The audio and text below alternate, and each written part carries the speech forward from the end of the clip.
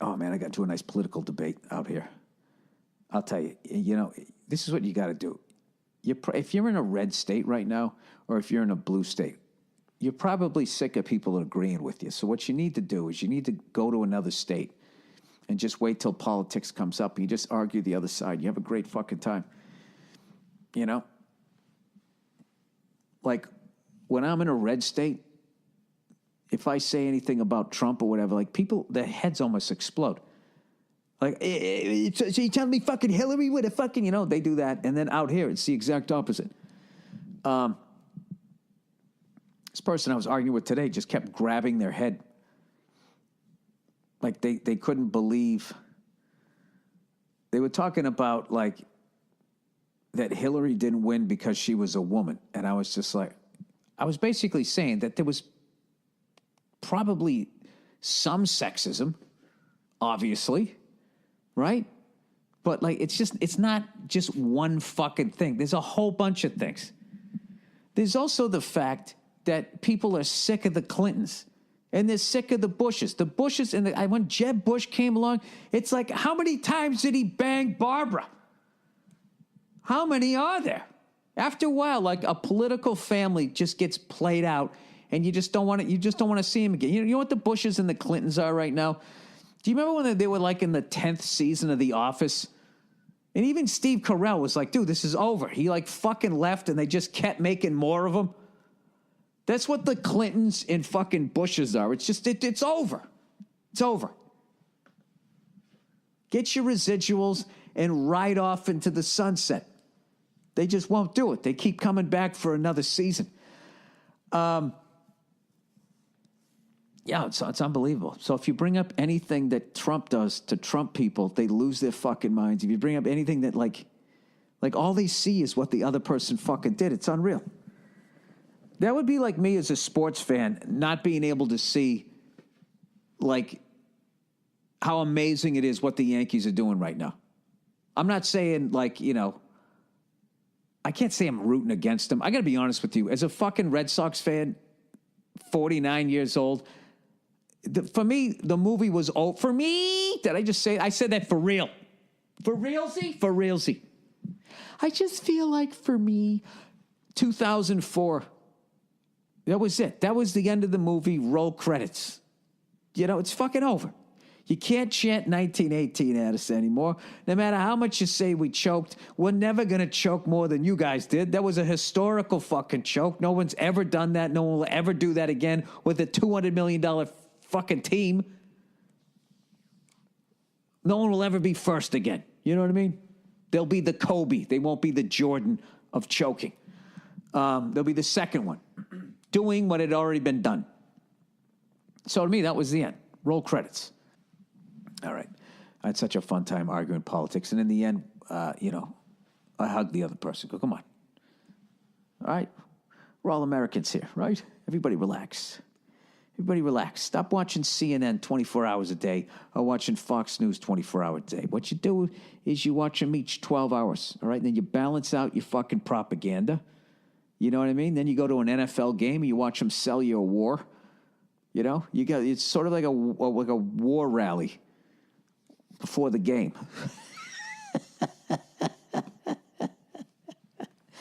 They do everything but ask you to buy war bonds. I think that's the Pentagon, making sure everybody stays on the same page. We don't end up with a Vietnam here. We don't need a bunch of fucking hippies out there burning their fucking draft cards. You geek with dope. So they just get everybody out there to support the troops. And I don't know. I'm a cynical motherfucker. I feel like they're using those kids. I'm probably wrong. I am a fucking idiot, but I don't know.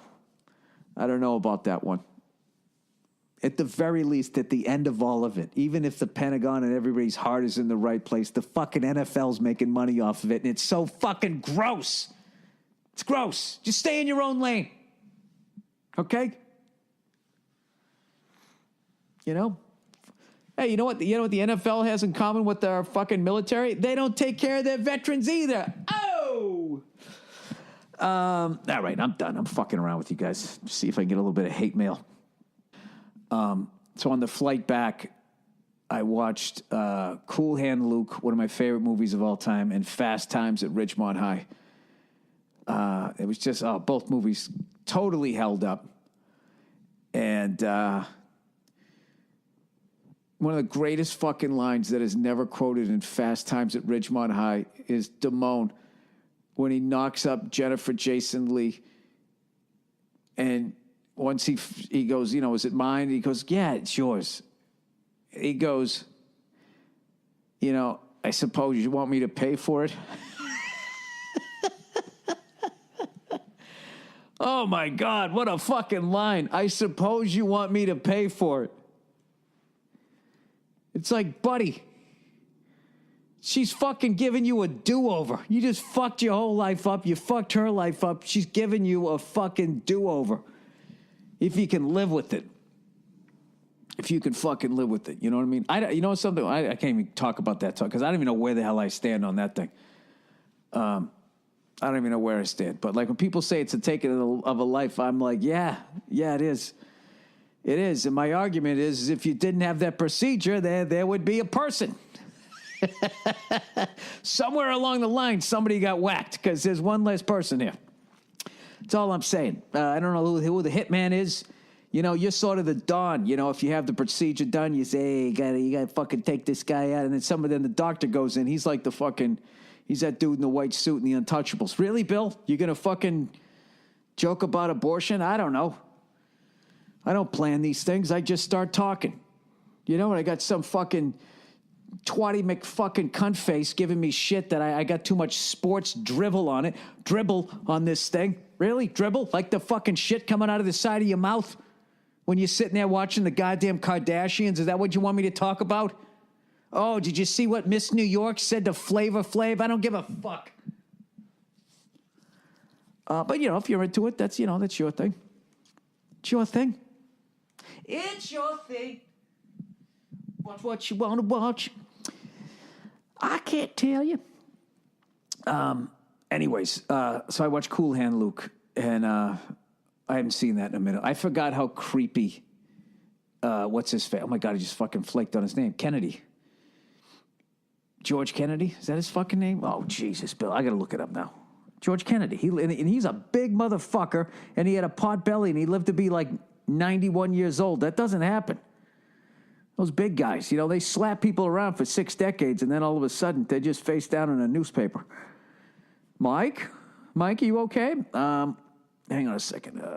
Is it George Kennedy? Yeah, that's it. George Kennedy.